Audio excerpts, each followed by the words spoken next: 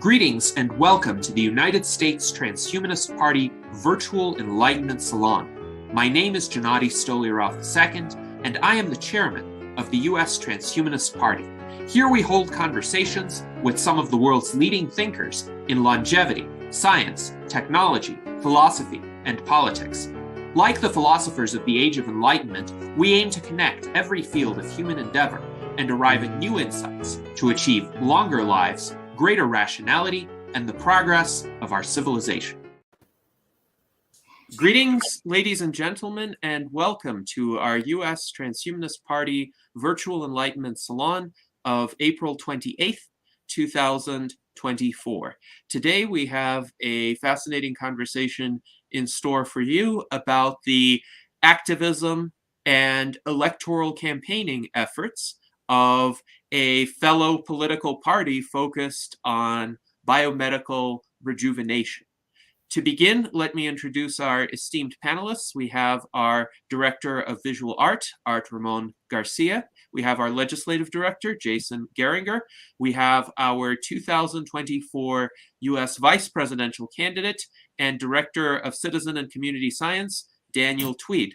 And our special guest today is Felix Werth, the chairman of the German Party for Biomedical Rejuvenation Research, or in German, die Partei für schulmedizinische Verjüngungsforschung. If you can pronounce that in German, I will be impressed. But we met with Felix previously. I interviewed him in Dublin during the 2023 Longevity Summit there.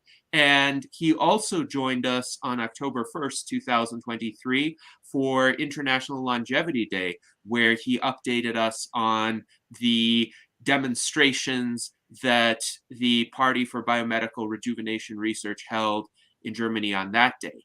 And since that time, there has been a lot of activity. It's a busy season leading up to the elections for the European Parliament. So welcome to Felix. Thank you for joining us. And please tell us about your recent efforts. Yeah, thank you for having me. So the European election is on June 9th. So exactly today in 6 weeks. And we are doing election campaign already since like 1 month or so. Right now we are hanging up as many election posters as we can, because we think that this is the most efficient way to reach the most people that we can. So our election posters are kind of provocative because they emphasize the possible life extension part of the rejuvenation research, that maybe people can live for thousands of years, people that are alive today with future medicine. And so the posters get a lot of attention. A lot of people take pictures of them, post them on social media. The media gets interested in the subject, in the party, and we can give a lot of interviews. And our website gets visited more often because people, they don't understand and want to see what this is. And so it's going quite well so far. And so I think this kind of advocacy is very, very efficient. So you can reach a lot of people with this election campaign. Our goal is to hang up election posters in the 200 biggest cities in Germany. So, I mean, Gennady, maybe you can show some pictures so that people get a feeling what this looks like. So there you can see 3 of us while hanging up the posters. So the poster on top on the light pole. So we are allowed to hang up basically the election posters on light poles, and we hang them up in the shopping streets, in the downtown areas of the cities, like at the pedestrian areas. where a lot of people walk by and see them. And so the picture, so the election posters on top says that aging will probably be curable soon. And it's in small, the small text underneath explains the longevity escape velocity. It says that people have a chance now to live for thousands of years in good health if we put basically more money into this research.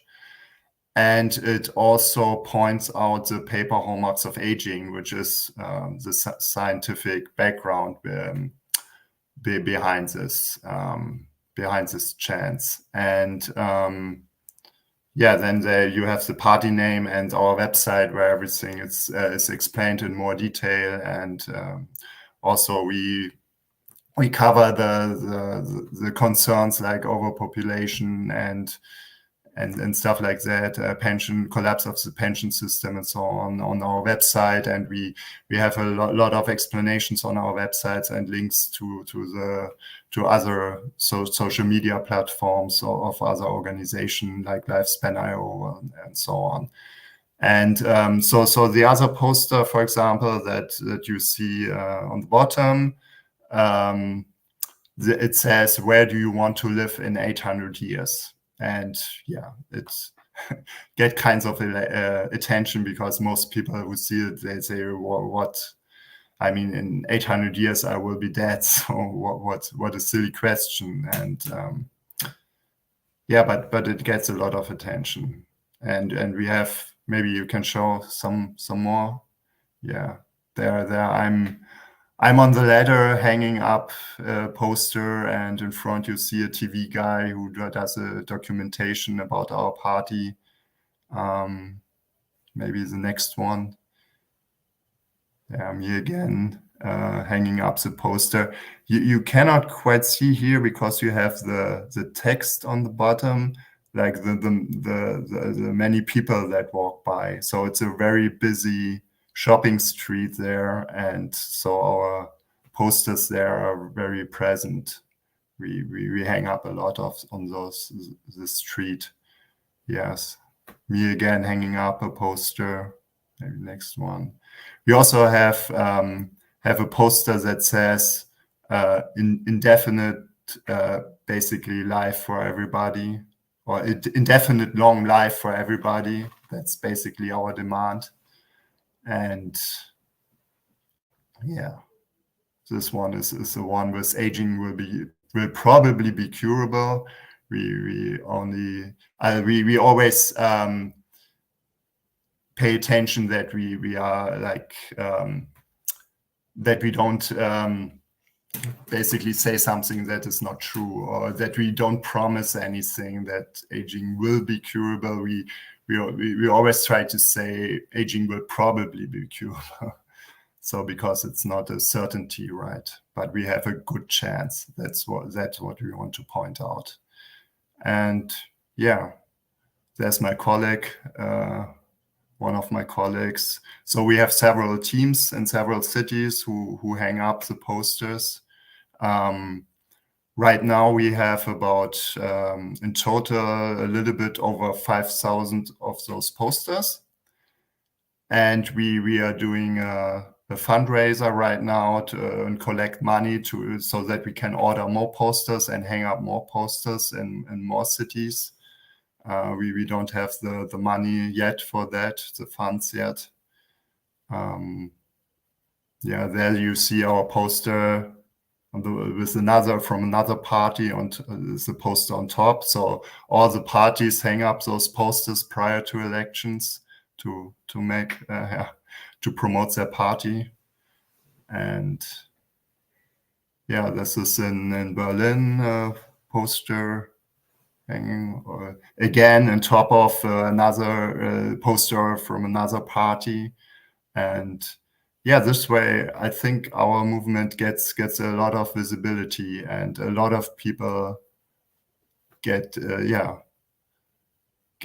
know this, because most people, they've never heard of this, that scientists are working on medicine to cure aging. That's what we experience in conversation with people who walk by. They just are astonished, and they wonder if we are joking, if we are a satire party, who does jokes. And then we explain them, no, that's solid science behind it, and scientists are working on it. And yeah, they just don't know. Most of the people don't know. And yeah, is there another picture? We have the video, a brief video that we can show.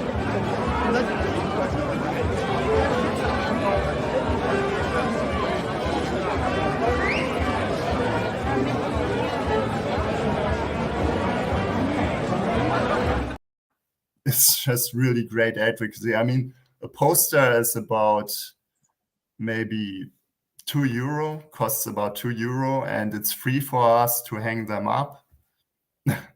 And and the people who hang them up, they are all doing it voluntarily. So it's very efficient advocacy, for €2 to hang up a poster there that hangs basically there for 6 weeks or 8 weeks, because after the election it also hangs some time there before we hang them down again, before we remove them. So yeah, and basically we can put them everywhere. So people who like this kind of advocacy, I mean, they are welcome to come to Germany now and help with hanging up those posters, because we would need more help to hang up. I mean, we could hang up much more posters if we would have more help from people hanging them up. Yes, indeed. And John H. writes, old tech is sometimes still the best, so the posters seem to be highly effective at attracting visibility for relatively low cost. And our viewer Mike Lazine appreciates the truthfulness of these posters. He says, don't copy the main American parties who love to lie and make promises they know they cannot deliver anytime soon. So he is wondering, what technologies are you looking at for life extension? What approaches are you advocating? I know that you have been vocal in promoting the SENS approach of Aubrey de Grey, for example. Yes, that's an approach that, in my opinion, is most plausible for getting to longevity escape velocity. And that's basically the approach that our party promotes. But if there are other approaches, they're also it's also fine to work on other approaches, of course, important. But we especially point out and promote the sense repair approach. Yes. Yes, thank you. And Daniel Tweed also wonders, what were the requirements to create your party back in 2015? And I will add to that, are there any requirements for maintaining official political party status in Germany that you have to fulfill on a recurring basis? Yeah, so creating the party is very easy. You only need 3 people and statutes, and then you can create a party. But in order to be able to participate in election, to be allowed to participate, you have to collect support signatures. And if you're not in parliament, you have to collect those support signatures for each election that you want to participate. So we participated so far in 21 elections already in Germany, and each time we collected those signatures. And for the European election, for example, now we had to collect 4,000 valid support signatures. So people have to sign a form where they give their name, their address, their birth date, and the signature. And yeah, we need 4,000, and yeah, so that they support the party, and we need 4,000 of those. But that's also already very good advocacy, because we approach like thousands of people in parks and on the street, ask them for a signature, and of course they want to know for what the signature is, basically. So we explain them the party and the rejuvenation research chance, that we have. And so that's already good advocacy, but it's not very efficient because you approach one person by one person. It's very time consuming. So the election campaign now is much more efficient because you have you give an interview, and this interview is seen by a lot of people, if you have media interviews, or you hang up an election poster and then thousands of people see it. And but you can only do this efficient advocacy in the election campaign if you do the work prior to this with the collection of the signatures. So that's a requirement, the only requirement. Yes, and the gathering of signatures, I know in the United States, is quite an onerous process because some of the individual states set very high thresholds. A few states are reasonable in that they require 1,000 signatures or less, but some states require tens of thousands, for example. And the 4,000 signatures that you mentioned, are they able to be gathered throughout all of Germany? Or yes. Okay, so you can go to any part of Germany to gather any of those signatures. There's no requirement that they be distributed in a certain way. Yes, correctly. But as I said, it's really time. I mean, you think 4,000 signatures, it doesn't sound so much. But if you're on the street, approaching people, you talk to them, you get into a conversation. If you maybe calculate like 30 minutes for one signature, then you take 30 minutes times 4,000, you get the time that you need to collect them. Of course, sometimes you get more signatures in 1 hour, but sometimes you only get one or none. If it's raining, if it's not because we had to collect them also in the winter time, so it was much more difficult than if you collect them during the summer, if a lot of people are outside. And Daniel Tweed wonders, do the signatories have to not be affiliated with any other political party, or can they just be any resident of Germany, even if they support another political party? Can they still sign your petition to have you included in the election? Yes, that's correct. So anybody can sign it, and there were also quite a lot of people from other big parties who signed our petition, because the big parties that are in parliament, they don't have to collect the signatures. So because there is a rule that every person can only sign for one party. So if they sign for us, they cannot sign for any other party. So if they like another, but only the small party have to collect the signatures. So people who like other small parties and want to sign for them, they don't sign for us. They cannot sign for two parties, basically. But the people who are in big parties or who support big parties, they can sign for us because the big parties don't need the signatures. This is interesting. Actually, in this aspect, that requirement is more restrictive than what exists in the United States, because in the US, anybody can sign a petition to have a party included on the ballot, even if they would support or vote for a different political party. And my understanding is people can sign petitions from multiple political parties in the US as well. But speaking of multiple parties, Mike Lazine wonders how many parties are in the German parliament, if you know the answer, at least approximately. I don't know exactly. I mean, approximately maybe 7. But I don't. I would have to count now. I mean, I guess 6 or 7. But yeah. So, but this is the European election, right? So there's a European Parliament that the campaign is now for, And there's also the federal parliament, and there are state parliaments. So it's different, I guess, for each state, how many parties are in the, because there's a 5% threshold. So in the state elections and in the federal elections in Germany, there's a 5% threshold. So a party needs at least 5% of the votes to get into parliament. And even some of the bigger parties sometimes don't make the 5% and don't get into parliament. They get then like 4.9%, and then they are not in parliament.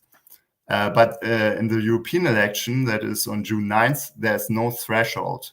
So you would get the first seat with about 0.5% of the votes. So and we already had 0.5% of the votes in 3 of the state elections that we participated in.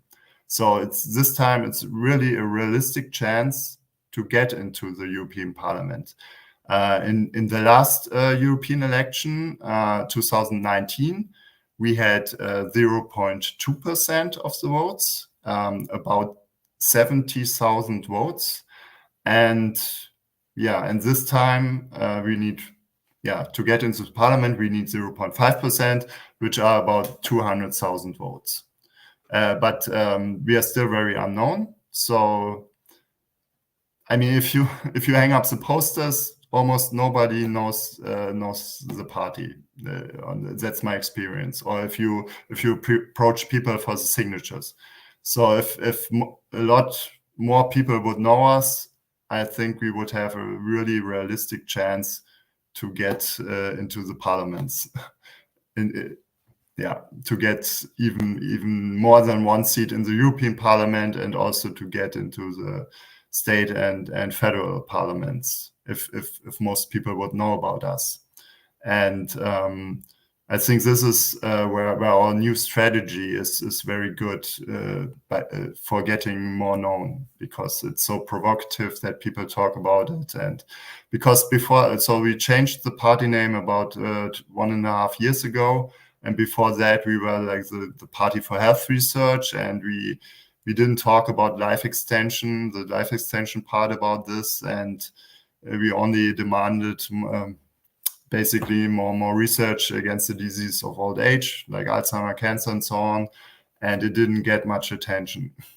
But now that we promote like the life extension part, or that we focus on the life extension part, then now we get more attention, and that's a hope that more people will know about it.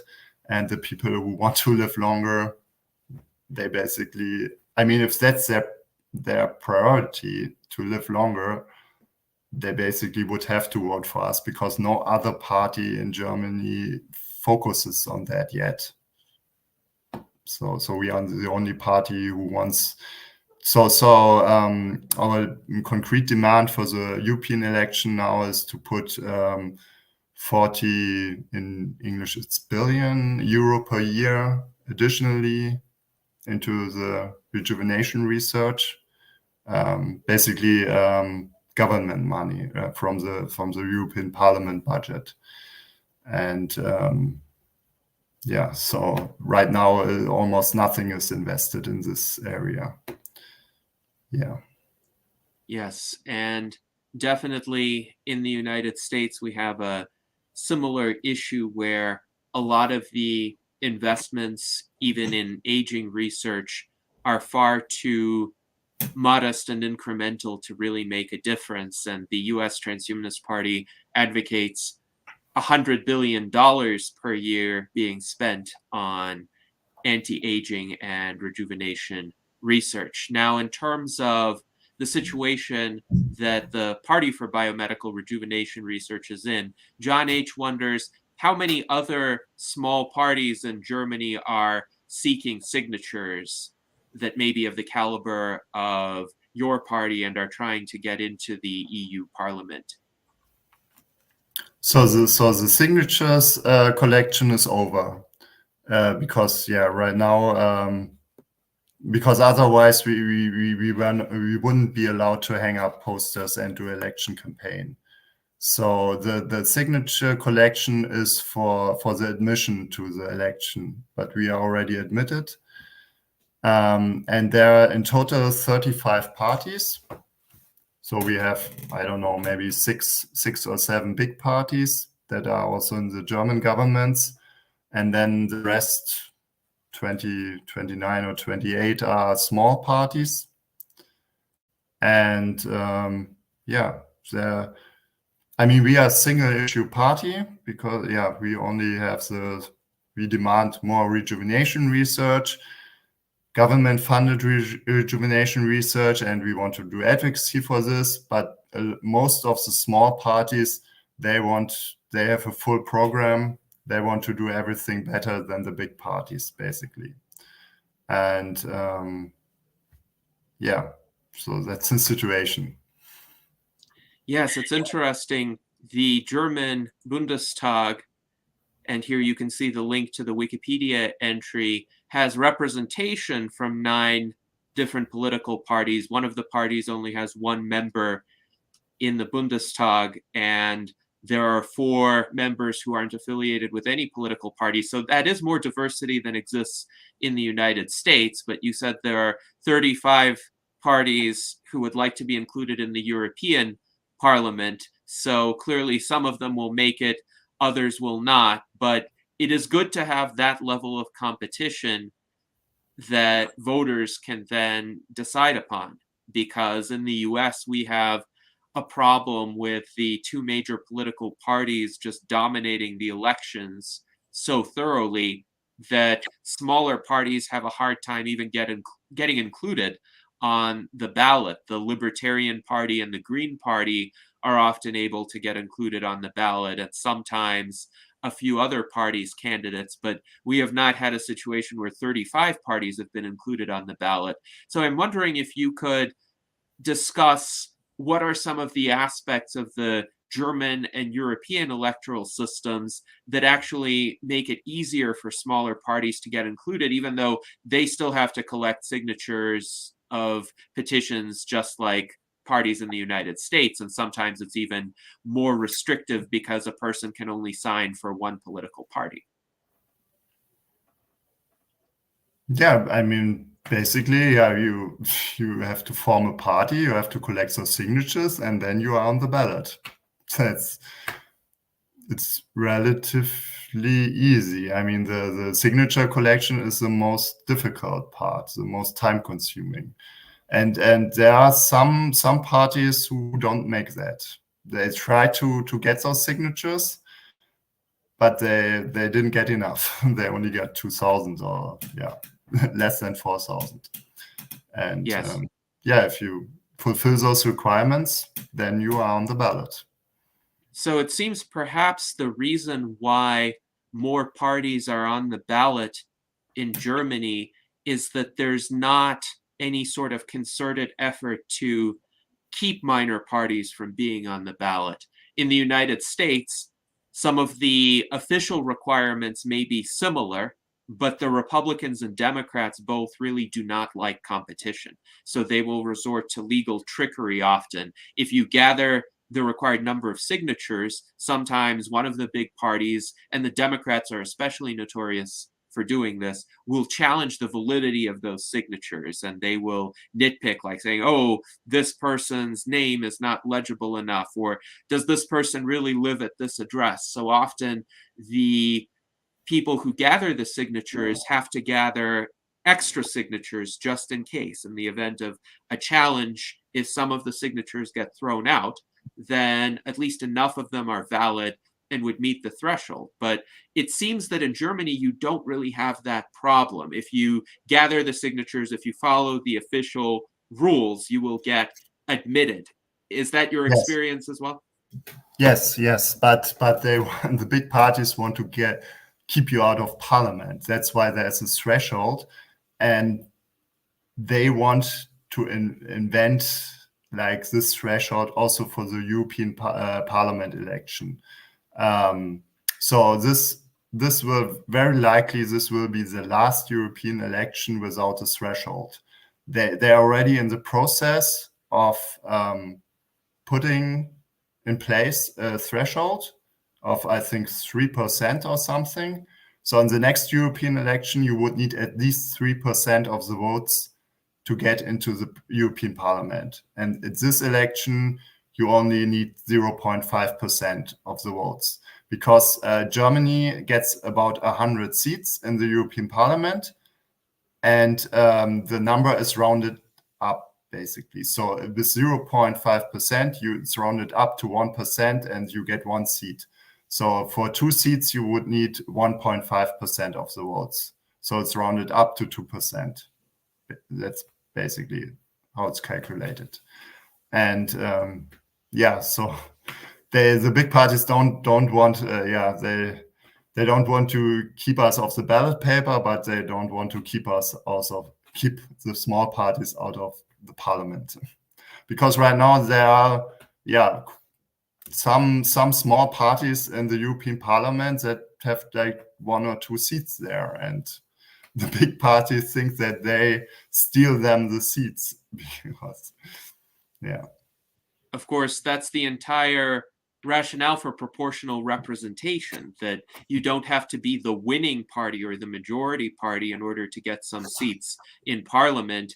If you represent some fraction of the population, you get a proportional share of the seats. So I think that is a better system than the one that exists in the United States, which is a winner-take-all system. But still, it seems that the big parties try to manipulate the thresholds to make it more difficult for the smaller parties to qualify. And unfortunately, for those in power, often the incentives are the same, to try to limit their competition.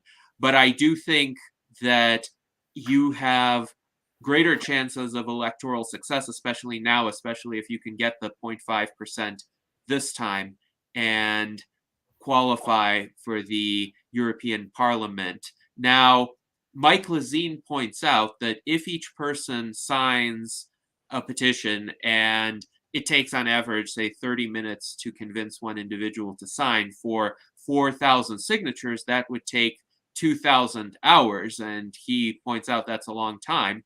And I'm wondering how you are able to allocate that amount of work. So how many people do you use to gather the petition signatures? Do you organize them into teams? Do you have different people going into different areas to gather the signatures? Give us a bit of insight into the organization that goes into the signature gathering, because it does seem like quite a significant effort.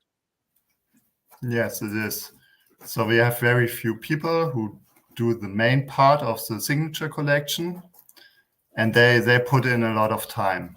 And then we have right now about 300 party members, a little bit over 300 party members in German-wide, or in the party.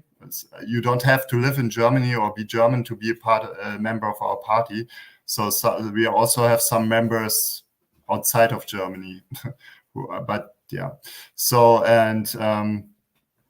but most of them are kind of inactive and don't go out and approach strangers on the street and collect signatures. So those are very few, and they put in a lot of time. But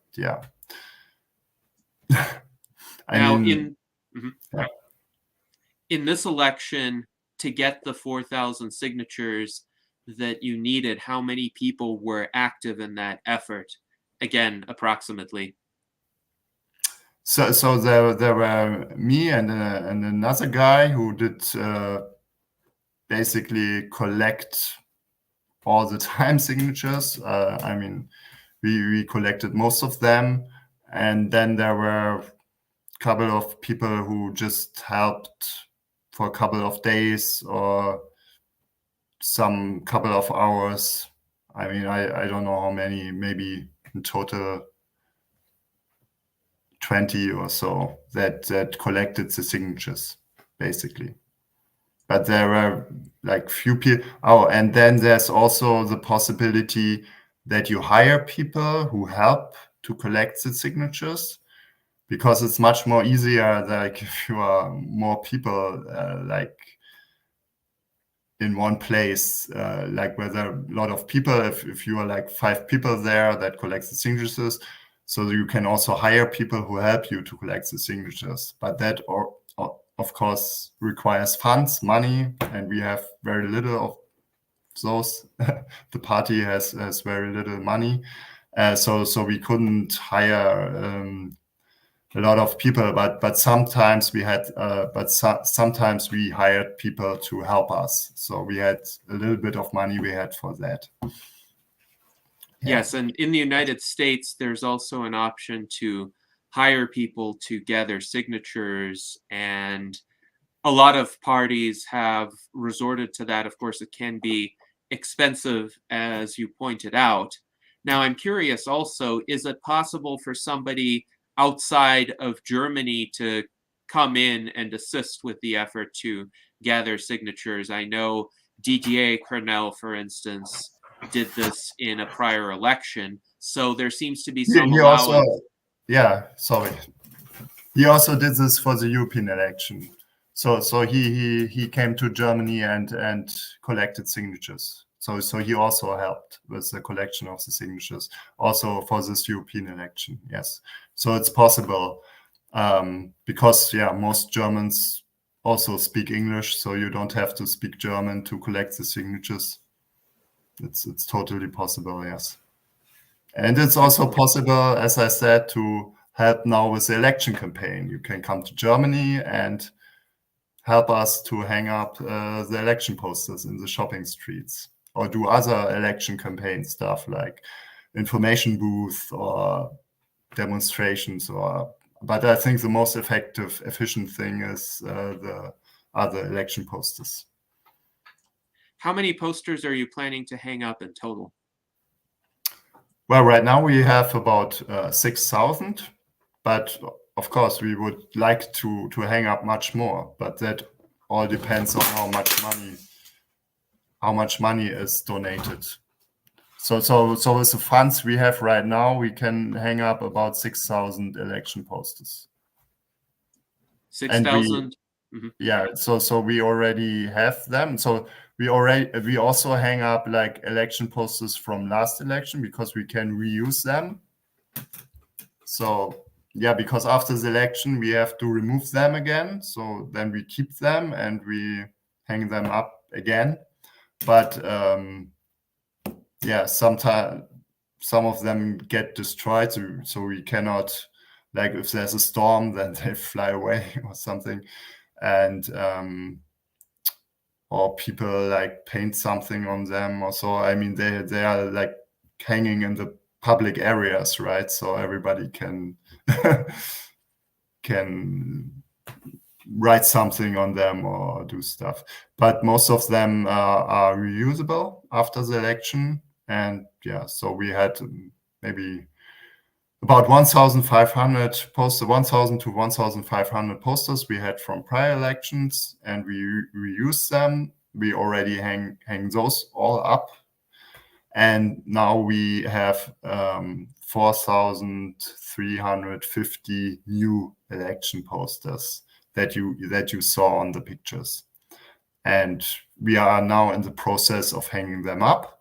But of course, we would like to order much more election posters and hang up much more, because the more posters we hang up, the more people see them and know about this, I'm glad that you're able to reuse most of them, and it seems you said they're not that expensive to manufacture, €2 per poster.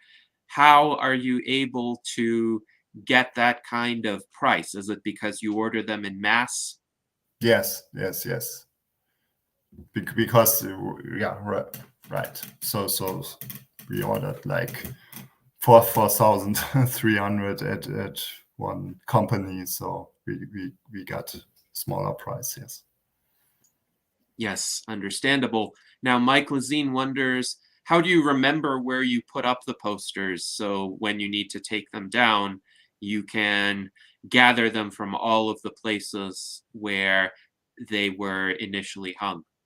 Yeah, we just use an app, and we mark the places on the map where we put them on the smartphone, and then we just, yeah, this way we know where they are hanging. Yes.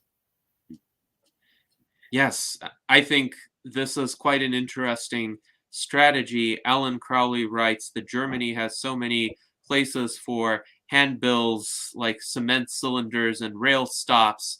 Where would you say are the best places to hang up posters for visibility? Okay, so a lot of the big parties, they hang the posters up for people who drive the car. So on the main highways, basically, where the cars are going. I mean, yeah. But we have so much text on it, so smaller text that explains, like as I explained, the longevity, escape velocity, or the repair approach, hallmarks of aging.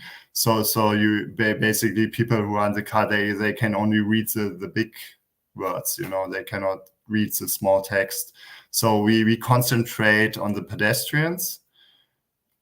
The downtown shopping areas, in my opinion, are the best places, because all people from everywhere go there for shopping, and yeah, and see them there.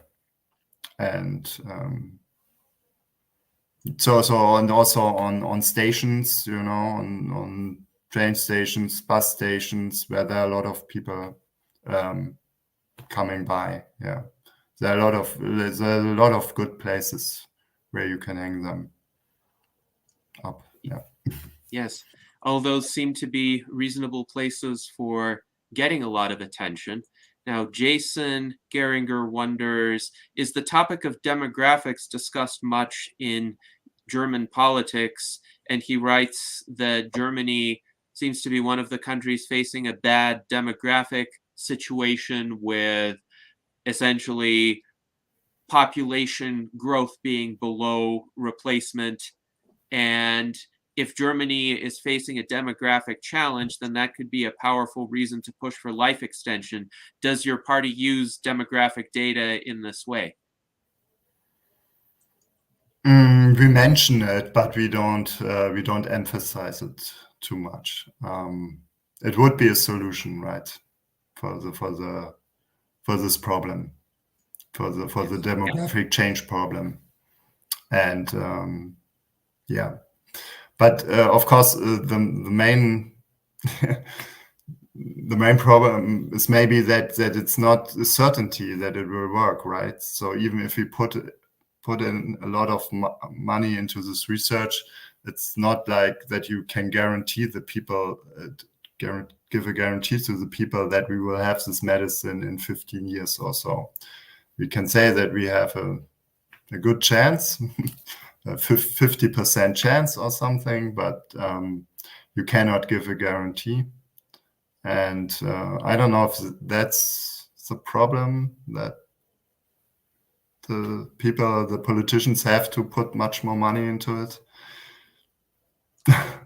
So it's interesting because arguments have been made to this effect with regard to the so-called longevity dividend, which has been a concept embraced by many eminent mainstream scientists in the United States, that if you enable people to have even a few additional years of healthy longevity, that could add trillions of dollars to the gross domestic product, because people are able to work longer in good health.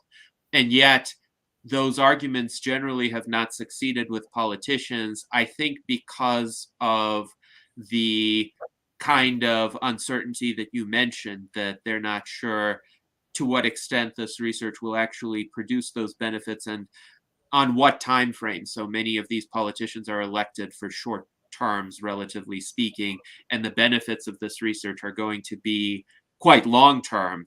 So Aubrey de Grey's estimate is a 50% probability in 12 to 15 years that we will have the technologies to reach longevity escape velocity. And almost no politicians who are in office today will be in office in 15 years.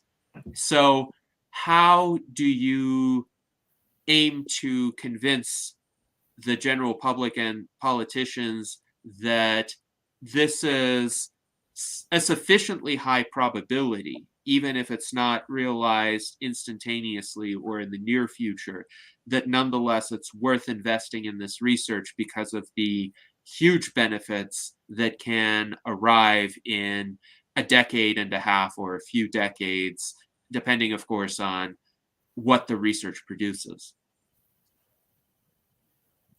Yeah, it's a difficult question because I mean, from my opinion, it would be worse even if the chance would be much lower, right? Because I mean, it's about life and death, right? And if you have a chance to avoid death, or at least the age-related death, the death of aging, then it should always be like you should put all the money into it to increase this chance to avoid this the age-related death. I think that also the main problem is the denial of death, that people don't want to think about it, you know, and the politicians are the same, like general publics. They want to, yeah, they don't want to get their hopes up. Maybe that's the main problem. Yeah,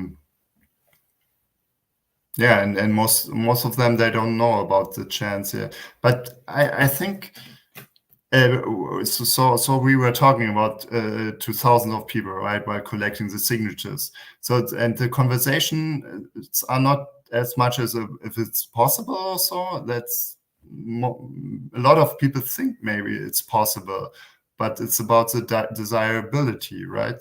So the the concerns about overpopulation, and then that we have bigger problems right now that we should put the money in instead of curing aging, you know, and other problems that they are worried about. So it's not so much about the disbelief that it's going to be possible. And Yes. yeah, I think, yeah, I don't know how we can. I think with doing the advocacy and trying to get this more into public discussion, I think this is the right way to grow this field and this movement, and to get more people to know about this and to get the attention to this field. Because if we don't do advocacy, then most people don't know about this, or don't have this on their mind. They think all the time of other things, don't know about this.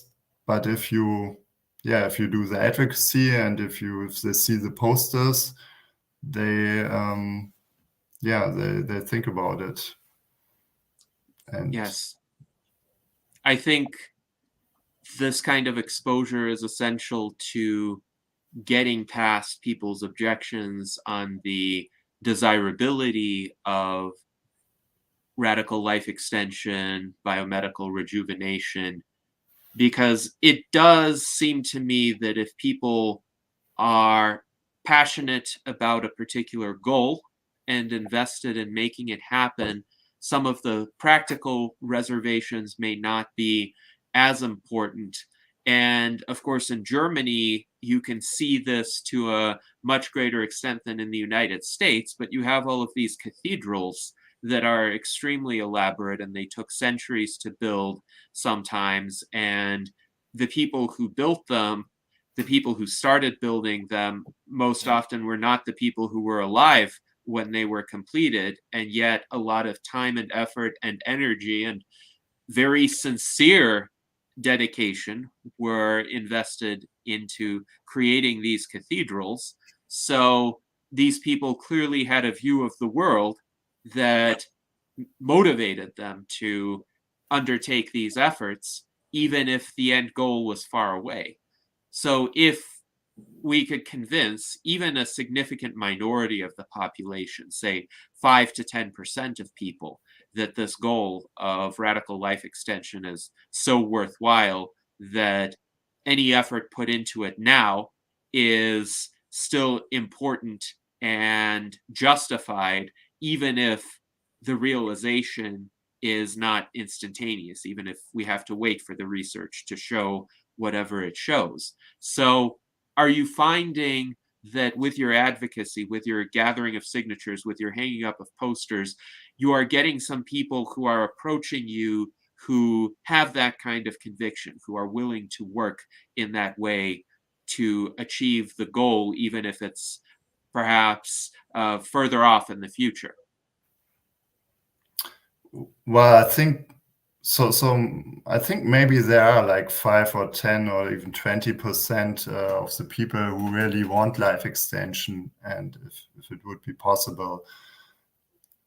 But most of them, of course, they are not active, right? They don't do anything for it. They just said, "Oh yeah, I would like to live longer. Of course, give me the medicine," but they don't put in the effort to hasten the development of this medicine.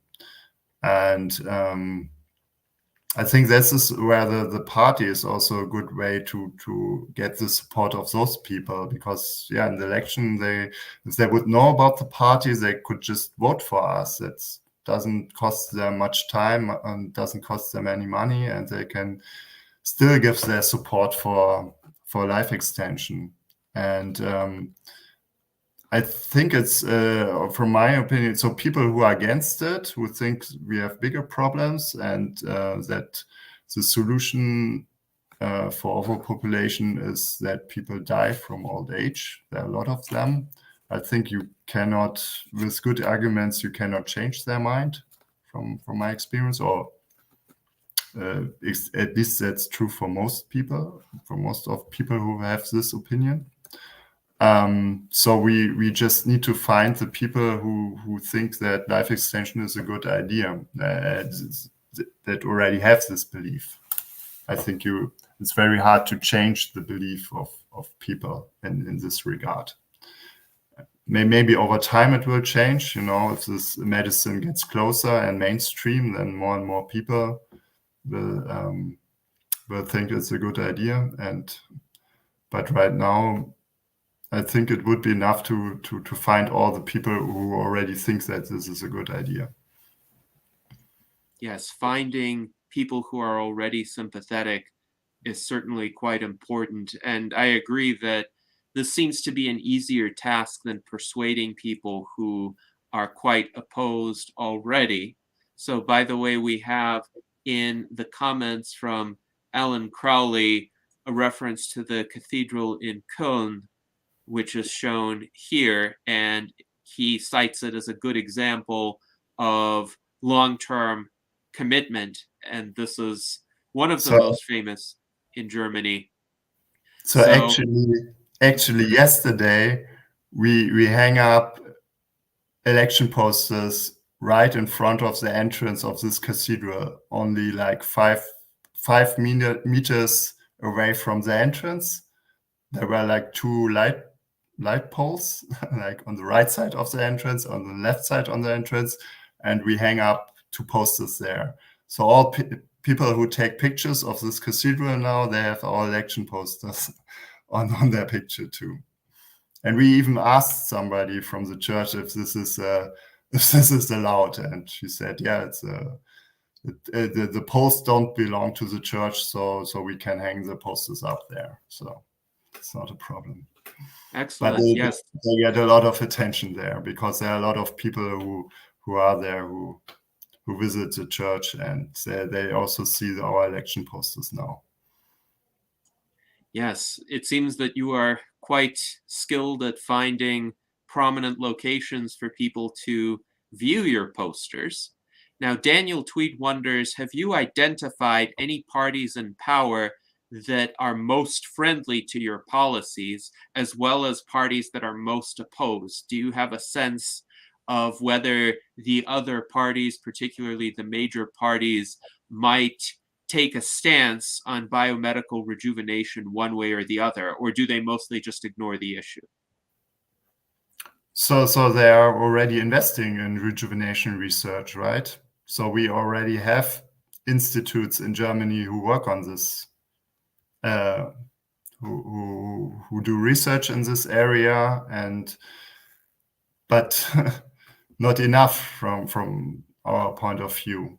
So they're already doing this. This is also one argument that we offer people that say, "Oh, what are you demanding? What about the problems?" That we say, "Yeah, our government already is investing in this kind of research. It's just a question if we will have the medicine like in 100 years or maybe already in 20 years, you know." So why not hasten the development and put much more money into it? And I don't know of any party who is against it, you know, but they just don't do more. They think they do enough, and nobody is demanding that there's invested more, you know, not big groups at least, you know, only us and only a few people so far are demanding it actively.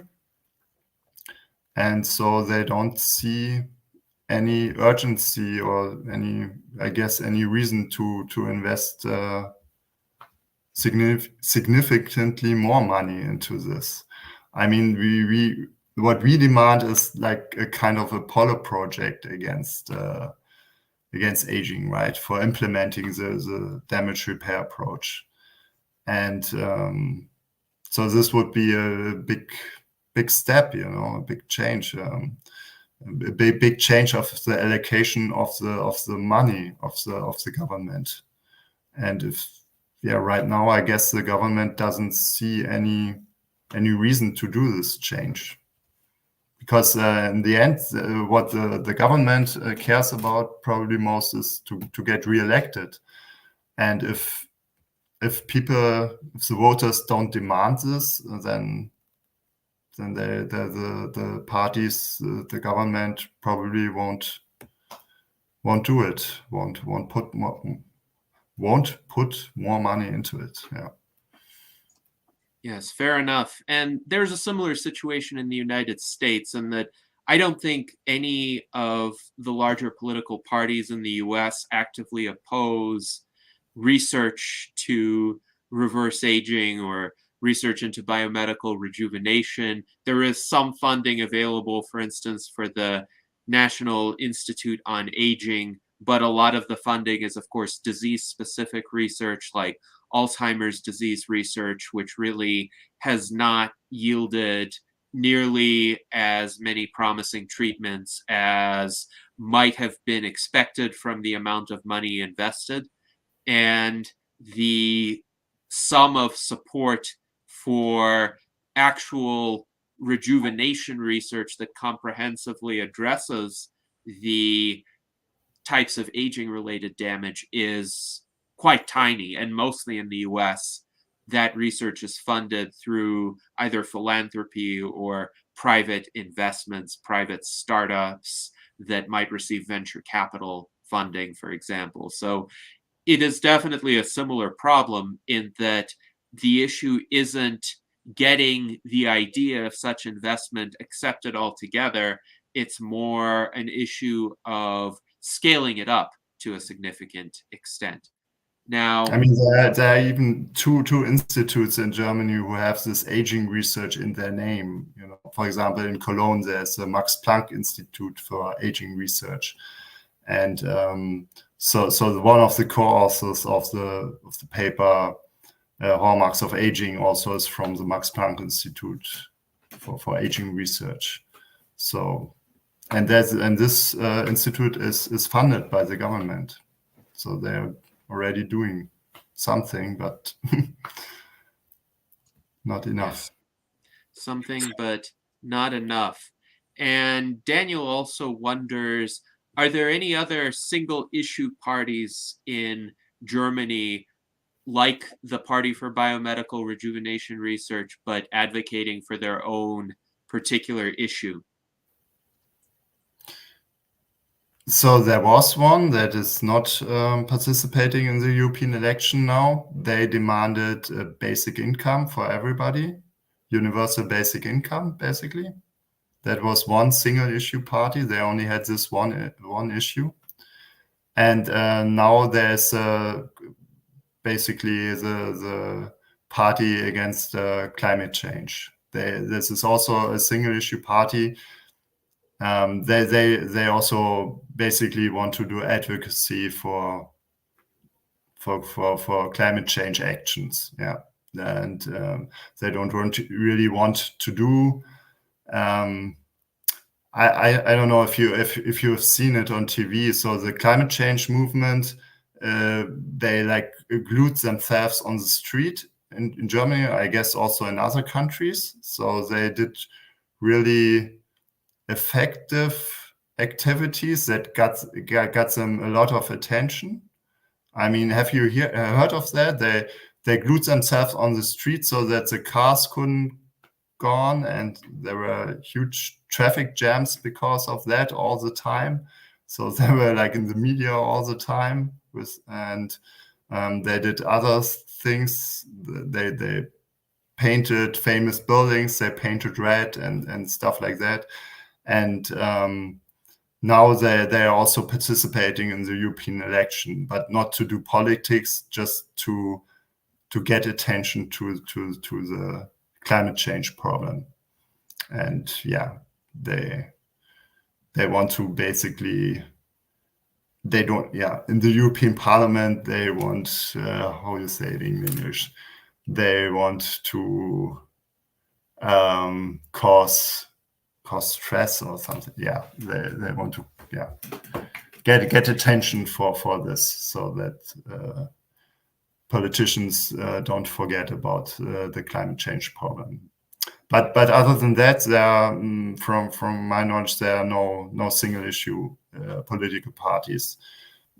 There's a like an animal rights party, but they have an entire they also cover other issues. That's just their name and their focus, but they also cover all the other issues from my knowledge. But Yes.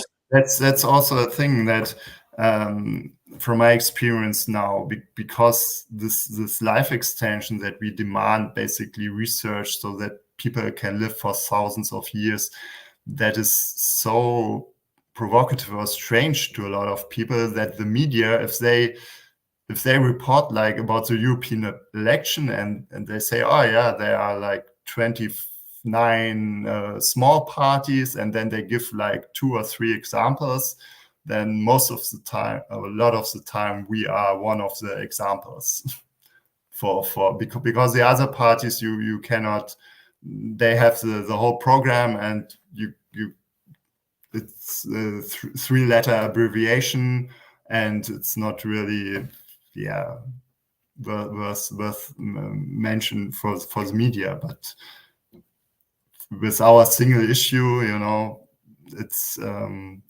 gets quite a lot of attention, I think, from the media. Yes, and that is promising. The media do tend to gravitate toward greater sensationalism, whatever will attract clicks or views. And I think your methods of activism are both a lot more effective and a lot more benign than what this party against climate change is doing, because I think blocking traffic or defacing buildings is just going to get a lot of people angry, people who might have been otherwise sympathetic to that cause even, but because of these disruptive tactics, they may turn against that movement. Whereas hanging posters, doing media interviews, engaging in conversations with people would not inherently antagonize anybody. Certainly, some people may disagree, some people may have strong objections, but a party that behaves itself the way that your party has behaved, I think, is much more likely to earn goodwill. So not only will you get media coverage, but you will serve as good examples for how an honest and civilized single issue party can behave. So I'm glad to. I'm not sure. I don't know if I agree with that. I mean, I often think we should be more extreme, and mm, I mean, because if you really think that your cause is important, I mean, because as I said, I mean, there are maybe 10, maybe it's not the right number, but maybe there are 10 or 20% of the people in Germany who would support the party or vote for the party if you knew about it, because their first priority is health, you know, and to live long in good health. So with more extreme actions, you would probably get more known faster, and then you would probably, yeah, you would get a lot of people angry, but you would also get those people who really prioritize your issue. You would get their support, or you would get them to know about you, because yeah, so the climate change movement, they have their most of because of their extreme actions. I guess everybody in Germany, most people know about them, and almost nobody knows about us. So if we would have done the same like they did, then everybody would know about us too. So maybe that would have been the right strategy or better strategy. But we don't have so many active people who would do these extreme things, because those the climate activists, I mean, they got into courts, and they got high fines and stuff. So they really believe in their cause, right? Because otherwise they wouldn't yeah do this and take those fines and get. I think they get, even some of them even got into jail for that. Yeah. So sometimes I think we should be more extreme to hasten this more, you know. As you were talking, I was also thinking about the issue of essentially insufficient numbers of activists, and to some extent, the anti-climate change movement has an easier task because most people are aware of the issue to begin with, and many people are at least somewhat sympathetic. But I think the climate change activists go to an excessive amount of extreme tactics in order to advocate for their point of view, because the awareness of the issue is already there. And what they're displeased with perhaps would be with the pace at which action is being taken, or the kinds of actions that are being taken. And I will probably disagree with them on the specifics, but I think, at least for their movement, they stand to have a greater risk of aggravating people rather than attracting more people to their side. Now, for rejuvenation research or radical life extension, yes, the problem is limited public awareness still. So some prominent display may raise awareness, but it has to be the right kind of display. It has to be relevant to the actual cause. So I'm wondering what you think about Zoltan Istvan's Immortality bus, where he essentially remodeled an old RV to look like a giant coffin on wheels, and he drove it throughout the country. It wasn't the most reliable vehicle, by the way. It broke down frequently, which is why it's not in use now. But he did take it across the country to Washington, D.C., and he made various campaign stops. He raised awareness of the problem of death, essentially, through the diseases of aging. And he was advocating for also more resources for radical life extension, for rejuvenation research. Do you think that was an effective strategy and an example of perhaps a more extreme strategy that might work. Of course, I saw that on YouTube, and I really liked it. But yeah, what were the results, right? I mean, of course, I mean we need a lot of those actions to be successful. It's I think it's a good way to do advocacy. I really think it was a good thing. But we would need much more of this kind, and much more people doing this kind of stuff. I don't know. Do you know what came out of it? I mean, did a lot of media report about this? I mean, there was a documentation about it, but I mean, it's difficult to get the attention of people, and yeah, today with all the social media and all the people who try to get attention. So you kind of need to do extreme things to get media attention, or also. So I don't know. Yes. Well, Zoltan states that his Immortality bus campaign got considerable media attention, about 100 million views based on my recollection of his claim. And yes, there was a lot of media coverage. He was doing interviews essentially on a continuous basis while he was touring with the Immortality bus. And there have been a lot of articles written about it, a lot of documentaries. Some are still in the process of being made.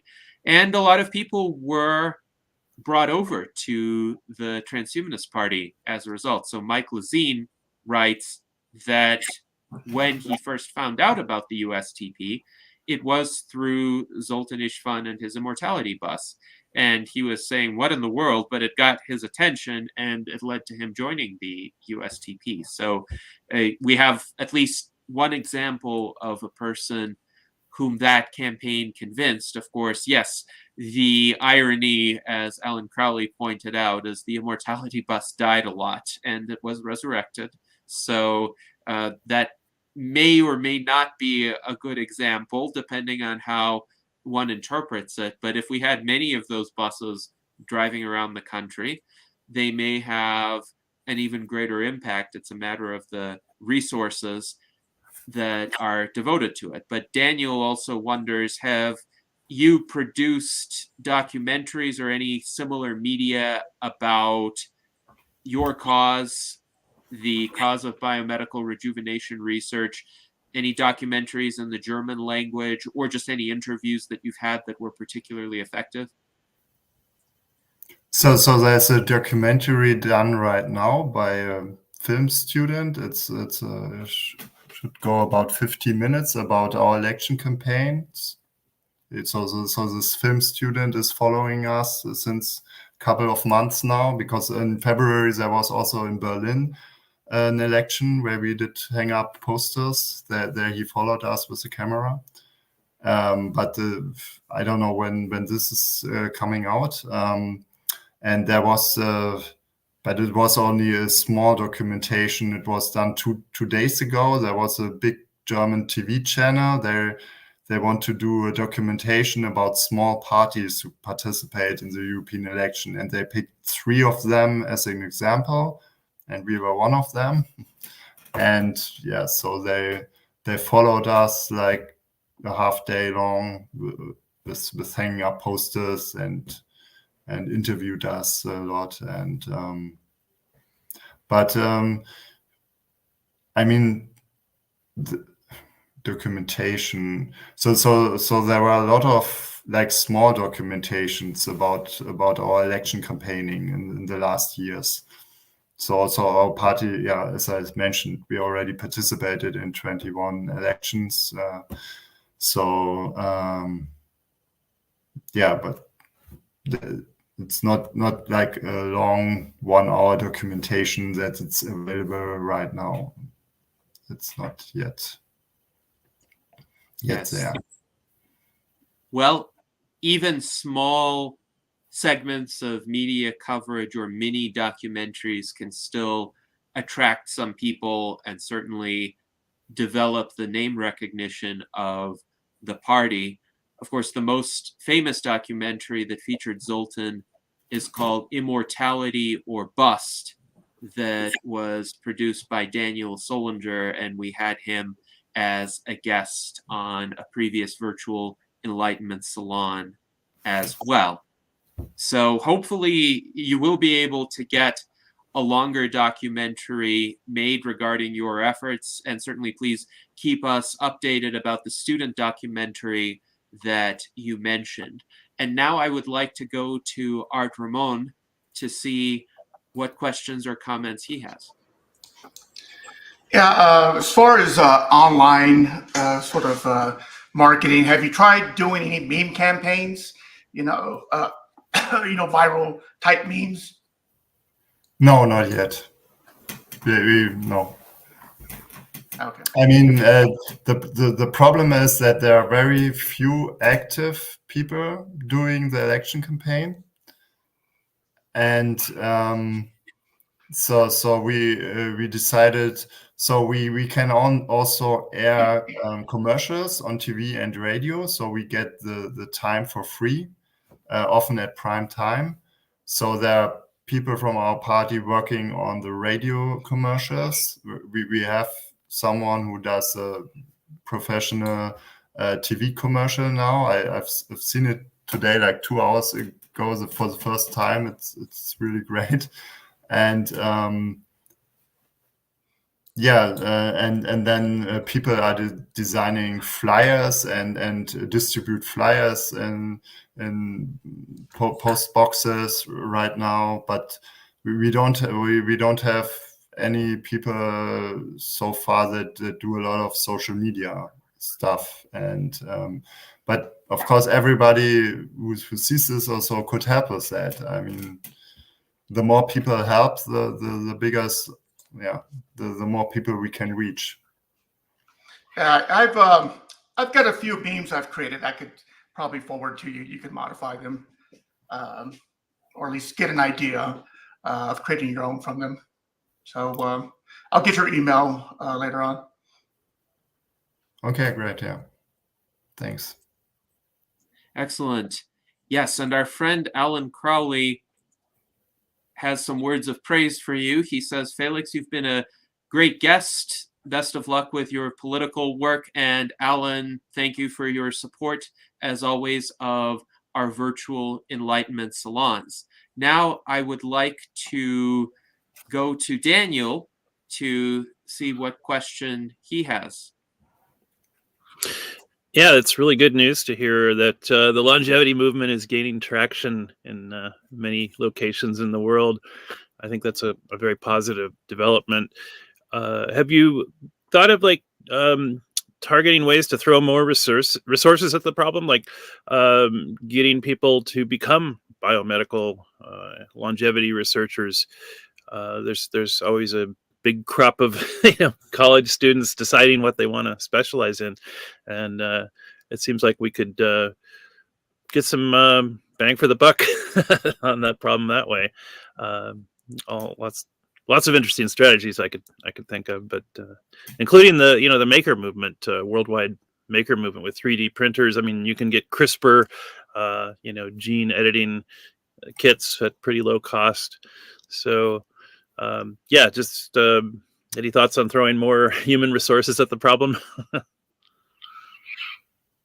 Yeah, I mean, my hope is that by doing the advocacy, more people know about it. And then the way I came to the movement is because I saw a YouTube video of the Manhattan Beach Project conference that was on YouTube, and I saw like a presentation from Orbit Gray, and I thought, wow, that's a realistic chance that we have to cure aging in my lifetime. And that's why I became an advocate. And first I studied biochemistry, So 3 months after I saw this video, I enrolled into university again and did a second degree basically in biochemistry. Before that, I was an electrical engineer.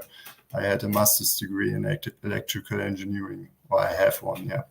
And so that's my hope by doing the advocacy, and people who didn't know that before of the chance that they get to know about it because of our advocacy, and that they decide to dedicate part of their life to hasten this development.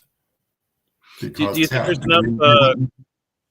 Do you think there's enough coordination of world activities between researchers, or have you thought about filling that space, perhaps? Or I don't know who the premier body is that's doing that kind of work. Maybe SENS is.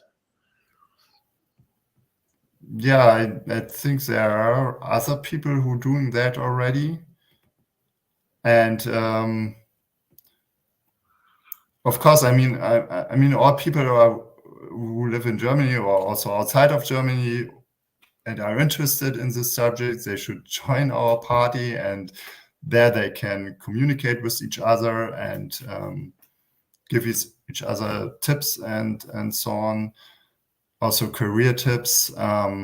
But we don't, as a party, we don't like focus on that, or we don't especially focus on biochemistry or medicine students or so. No, we try to reach everybody.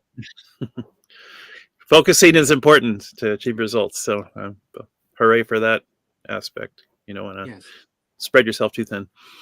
And I would say, actually, the entity that has been doing the most in terms of coordinating researchers from different organizations has been the Longevity Escape Velocity Foundation, in particular with regard to the Dublin Longevity Declaration. So, Felix, I know that you have signed it, and we are all signatories to it in this salon.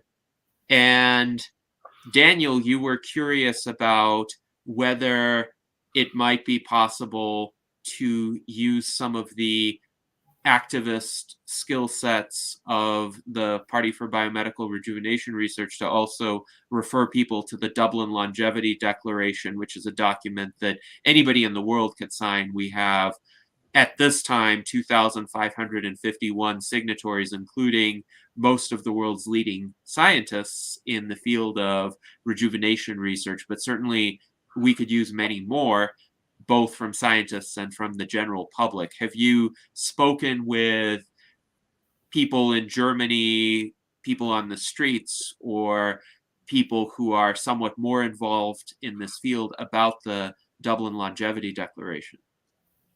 Yes, so we, on our website, we link all the relevant longevity activism projects. So we have on our menu we have a extra point for the Dublin Longevity Declaration. We translated it into German, and we have a link to, of course, to sign it. So the idea is, with the election posters and the media, with the election campaign, because also the fact that we are with a self-explanatory party name on the ballot paper, because a lot of people do vote by mail nowadays. They don't go on the election day to the voting booth and vote there, but they get the voting letter by mail, by post office, and then at home they vote, and then they send it to the government office, and at home they have enough time to look over the ballot paper and see what parties there are. And our party name is like self-explanatory, Party for Biomedical Rejuvenation Research, and the hope, and of course mostly because of the election posters and the media articles and the commercials on TV and radio and all the social media posts, that people go to our website, and we already see, and of course prior to elections, we always see an increase of the number of people who visit our website, and there we link all the, and if you do something in the field of longevity, life extension, and it's not on our website linked yet, please let us know, then we will link you. We have also have a site about cryonics. We explain cryonics and link to the cryonic things, information sites. And we have translated the vitalism, white paper, because it's very good. If you haven't read it, please read it, Vitalism.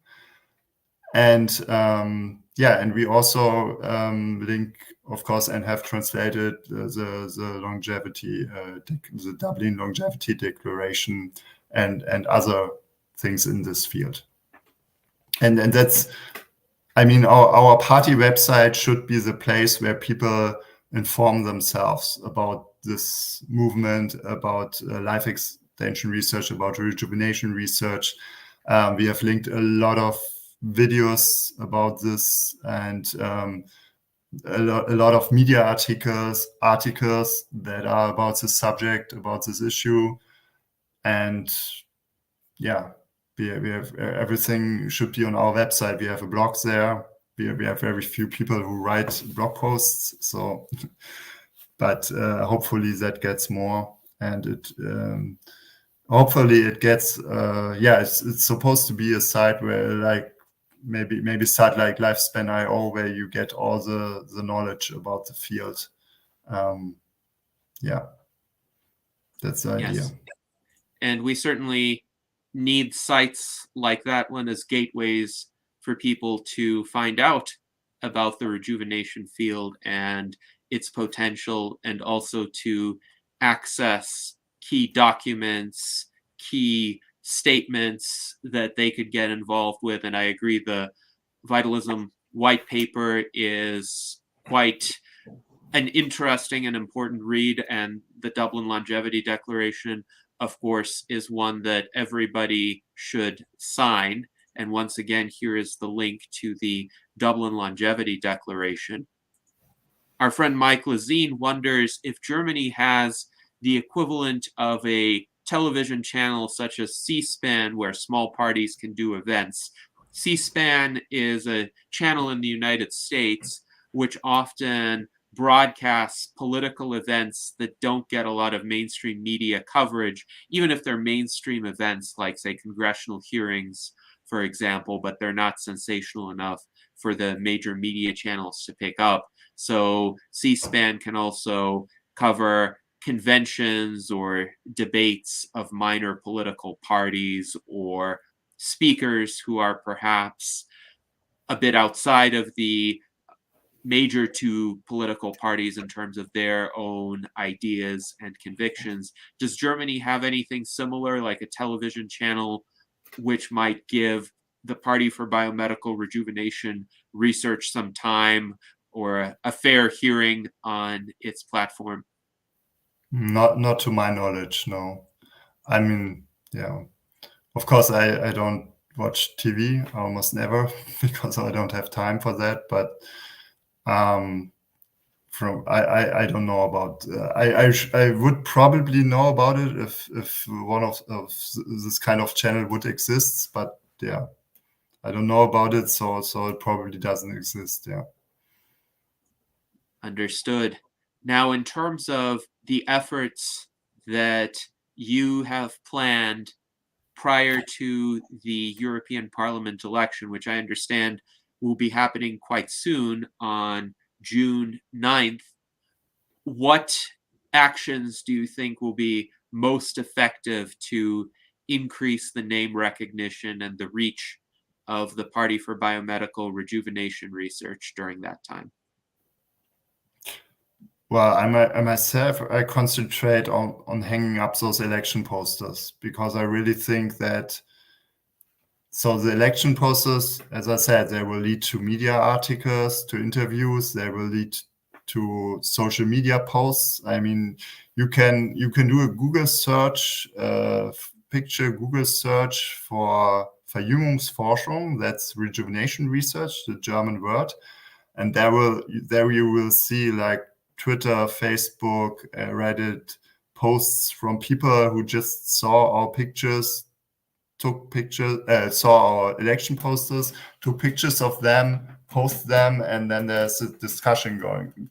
Oftentimes, a discussion going on about rejuvenation research, about the subject, and so I think the most efficient thing that we can do right now is to hang up those election posters, because you can, you reach people that you wouldn't reach online, or you wouldn't reach otherwise. And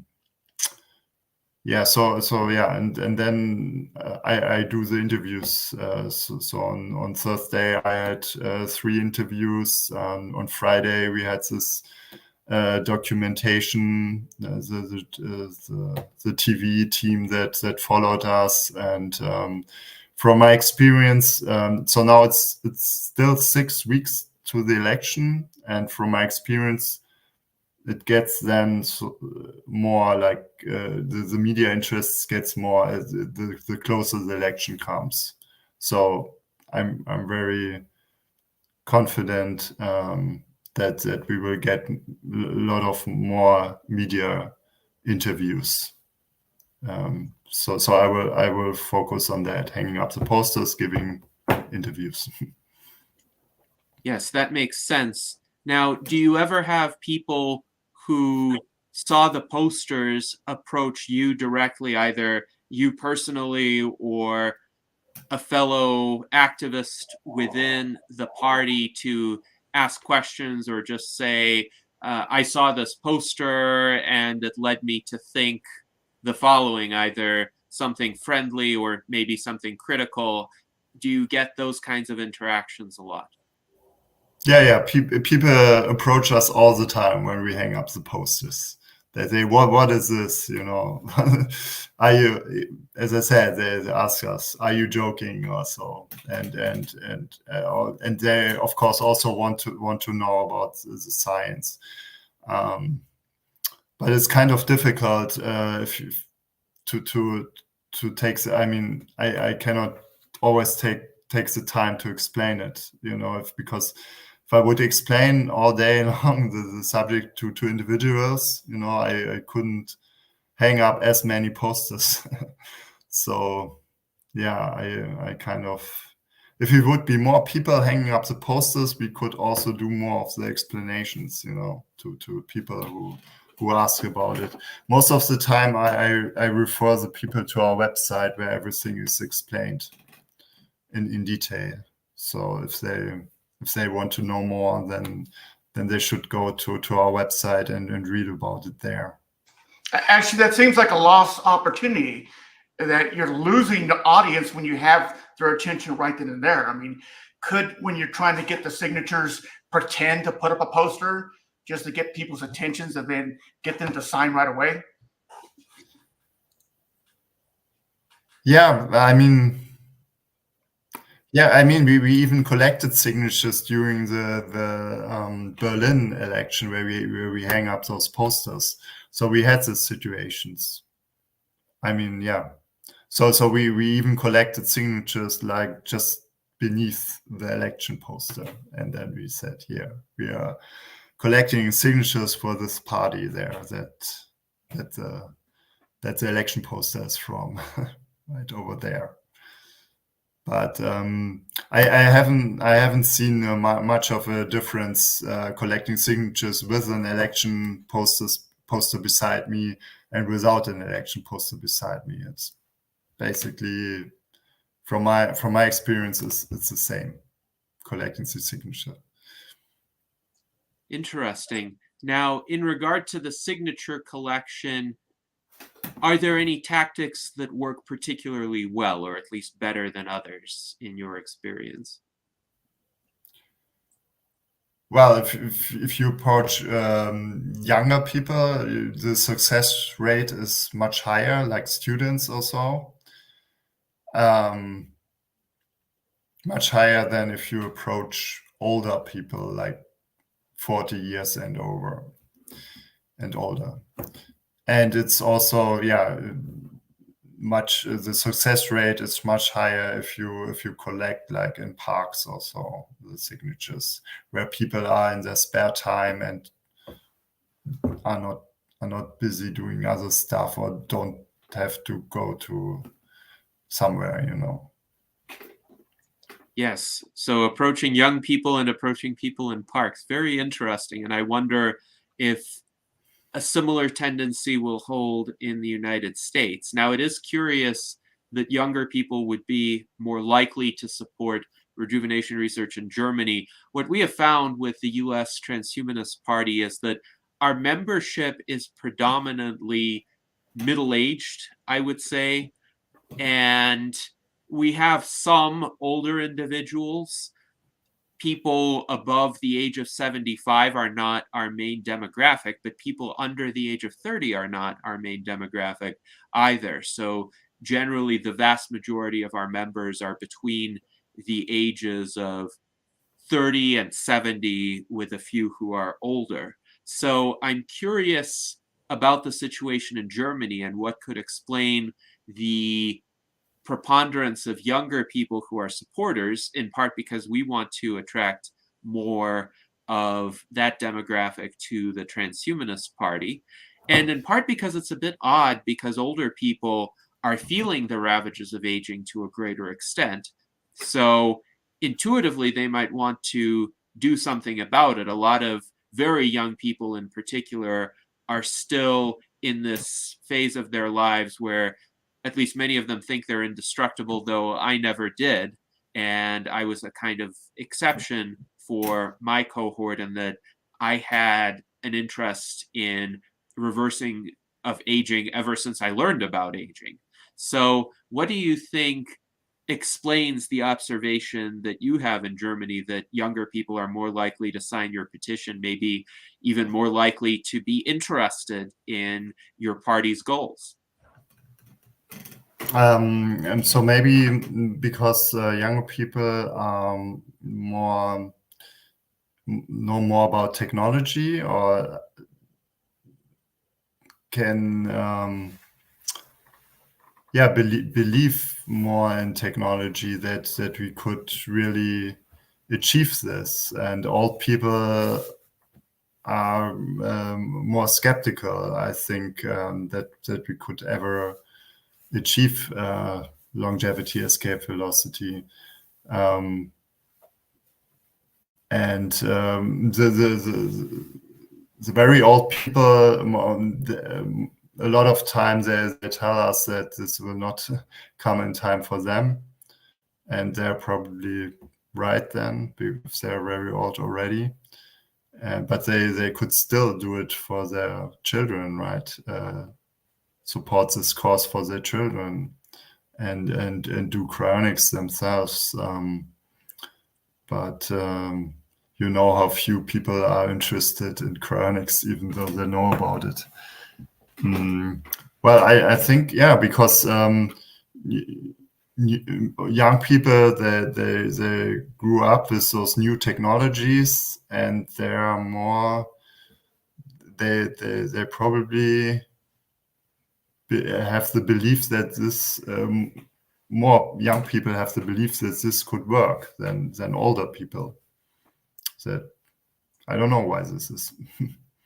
Yes, it's interesting. So Jason writes that the younger the person is, the more chances there are that they are actually going to see the results of rejuvenation research in their lifetimes. And this complements what you were saying, Felix. And Jason is also saying that we have been having some young people trickle in on our Discord server, our US Transhumanist Party Discord server. And I'm wondering if your party also uses social media platforms like Discord, which seem to resonate more with the younger generation. So people who are in middle age, they tend to use platforms like Facebook, for instance, which are more text-based, but they're more public-facing as well. Whereas with Discord, it seems people can divide themselves into these communities, and what happens in a particular Discord server doesn't get seen by other people. It doesn't get seen by their broader circle of friends or acquaintances. So does your party have a Discord server? Have you tried working with those kinds of newer social media platforms? We have a Discord server or channel. Yes, it's also linked on our website. It's a general server about rejuvenation research, so it's not party specific. So there's also an NGO in Germany who has the same issue like our party, who does advocacy for rejuvenation research, and the Discord server that we have is in general about rejuvenation research, but it also discusses our party and yeah, it also has a, what do you say, on the Discord server, this forum for our party on it. Very good. Very good. Thank you for letting us know about that. And John H. wonders, are there cryonic preservation facilities in Germany or anywhere else in Europe? I know that there's a company called Tomorrow Bio, which has been quite vocal in advocating for cryonics. How well known are they in Europe? I don't know how well known they are. We try, of course, with our website, we also link to them. So we try to get them more known. But they have a great team to do advocacy to promote the cryonics stuff. So they do a lot with for the promotion. So they do a really great job there. They're based in Berlin, so that's where I live also, but they're storing facilities in Switzerland. But yeah, they are German. Tomorrow Biostasis is a German company, yes. Yes, and this has been, I think, quite a prominent addition to the cryonics scene in Europe. I have certainly seen a lot of media from them during the past several years. Now, it's also interesting to consider Sergei Gubkin's comment in our chat. He writes that many young people just don't think about aging and death, and they are busy with their lives, and older people are unfortunately just set in their ways, probably because of diminished neuroplasticity, because of aging. But one hopes that there are exceptions in each of these groups, individuals who could be reached. And as you mentioned, there are some people who are already initially sympathetic. Are there any ways in which you identify people who might be likelier to agree with supporting this research, who would be sympathetic already? Are there any character traits that you look for, any signs that a person might be a supporter that you might focus on, that you would then invest more of your time in trying to get that person involved? No, I haven't thought about that. I think no. Spontaneously, I couldn't think of any character traits.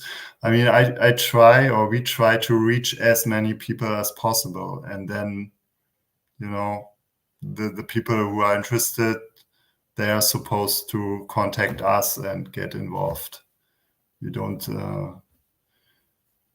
put so much effort into approaching individual people. We just want to approach as many people as possible, and then yes, that is the strategy of that I'm following right now with the party. Yes.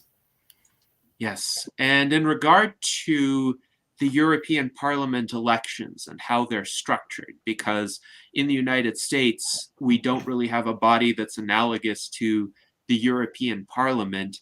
Could you tell us essentially how those elections are different from the German Bundestag elections in terms of who votes, how the votes are counted in terms of winning, and where you think you would have the most success in terms of getting a higher proportion of votes in certain cities and certain regions, if you have any ideas about that. So basically, you are eligible to vote if you are at least 16 years old and if you have the German citizenship. And for the European election, you can also have the citizenship of a European country that is in the EU.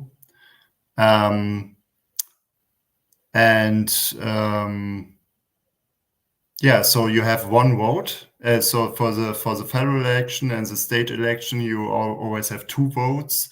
You can vote directly for a candidate, and the secondary vote is for a party. But in the European election, it's very easy. You just have one vote for one party. So either people vote for you or they don't vote for you.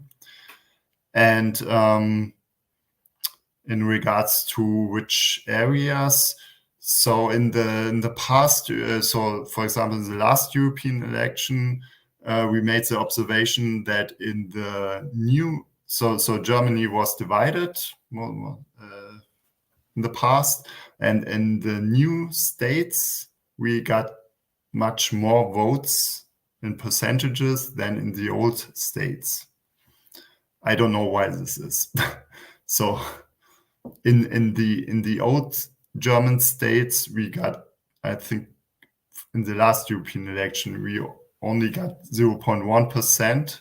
I think no more than 0.1% in each of the old states. And in the new states, we got up to 0.8% of the votes. I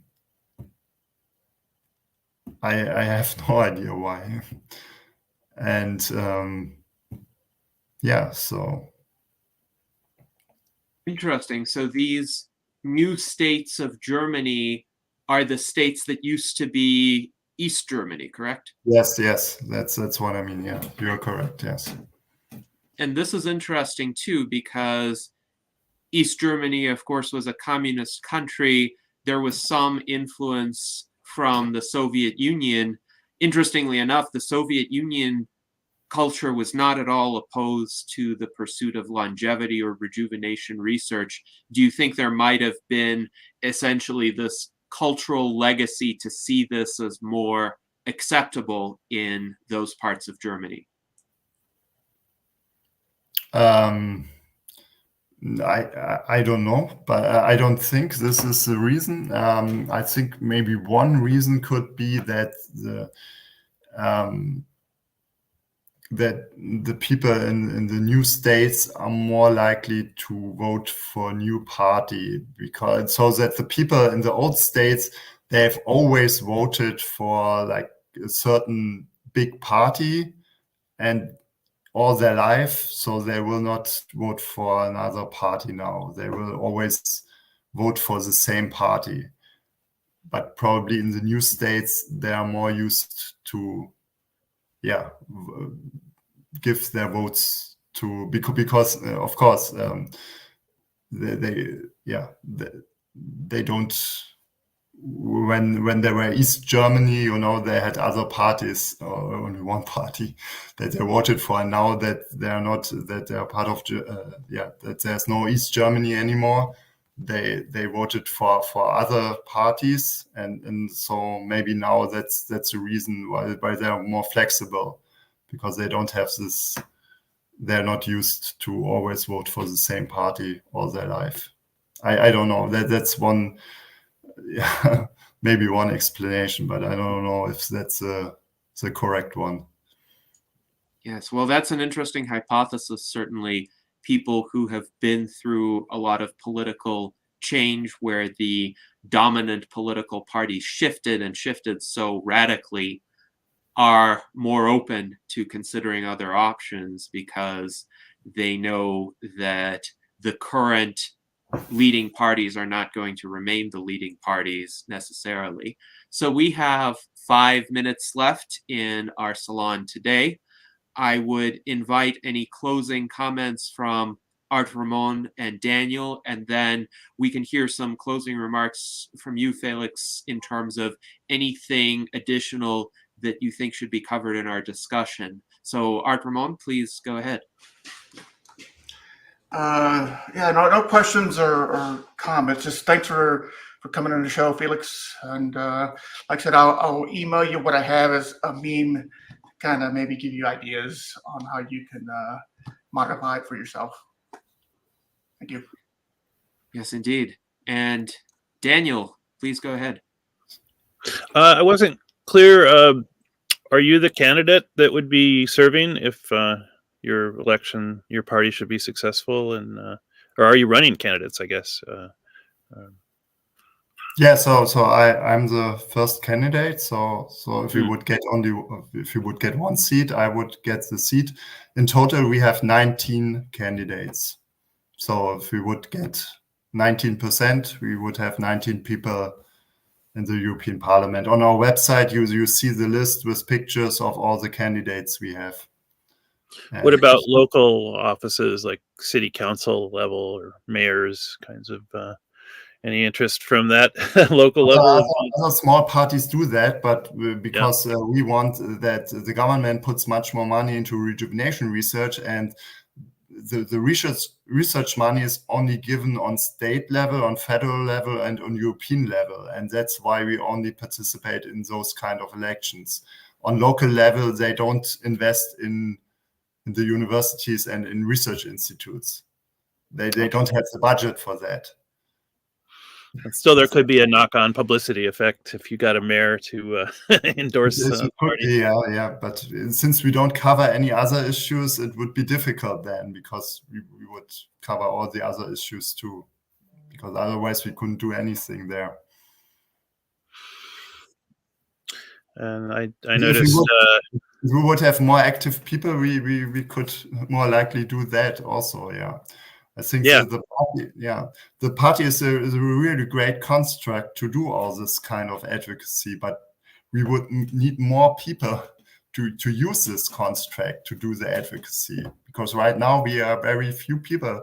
There are a lot of ideas also with memes and so, but we don't. I'm afraid we don't have the people who actually do this. Who use those ideas. That's all. Yeah, I'm a big fan of sortition, where average people can serve the public, and I just want to really applaud your civic engagement and seeing a problem that needs solving and diving in to help solve it. That's very good. Thanks a lot. Yes, indeed. I would echo those good words from Daniel. And in about a minute and a half, is there anything else, Felix, that you would like to say that perhaps hasn't been said yet, or reinforce a point that you've made earlier? Yes. So anybody who thinks that's a good way to do advocacy is welcome to come to Germany in the coming weeks and help with the election campaign. And it's really good advocacy, even if you don't get a seat, because a lot of people, through the election campaign, we can reach a lot of people. And if we would get into parliament, there are a lot of benefits. I mean, I could give talks as a parliamentarian inside the European Parliament. I could invite scientists to the European Parliament to give talks. I could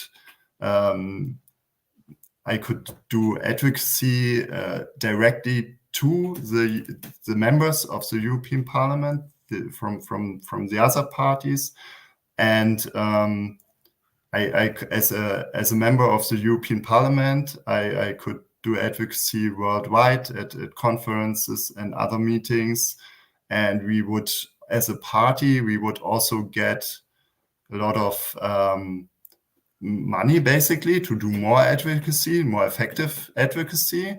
We would get, as a party, as a member in the European Parliament, you would get 50,000 euro per year for advocacy.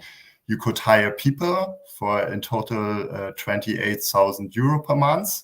So I could hire a couple of people who do this advocacy full time. And also the party would get money from the state if we get into the European Parliament. So with more money, we could do much more advocacy, and it would be also with the seat, you would get more media attention. It would be much easier to participate in the upcoming German elections, and So from the advocacy point of view, it would